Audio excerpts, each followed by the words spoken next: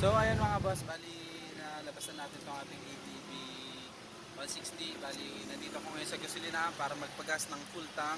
At dahil ang ating running ay 0 kilometer.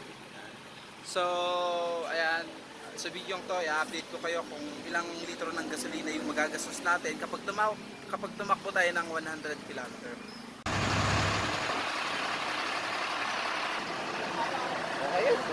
Oy! Uy, sumobra. Magkano na yan? Patingin nga sir, pahawi. Ayan, 6.9 liter. Okay. 6.9 liter ang nakarga sa ating tangke dahil meron itong libre na 1 litro galing sa kasa. Oo, sagad na nga. Sagad na sagad. Bumiyahe ako ng gabi para maipakita ko sa inyo kung magkano ang makukonsumo natin kapag tumakbo tayo ng 100 kilometer.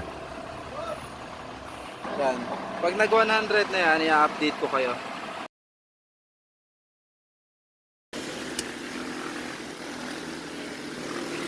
So yan mga boss, nag 100 kilometer tayo. Subukan nating magpagas.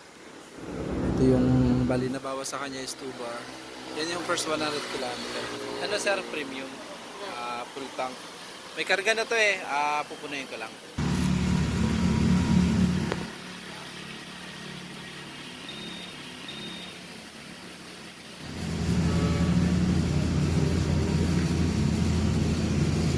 Magkano na sir? Apo na? Sige lang kung ano. So marami na yung umapaw? So ayan, puno na daw. Umapaw lang ng konti. Tapos yung nakarga niya is 2.5 2.5 liter 2.5 liter yung nakarga niya sa 100 kilometer.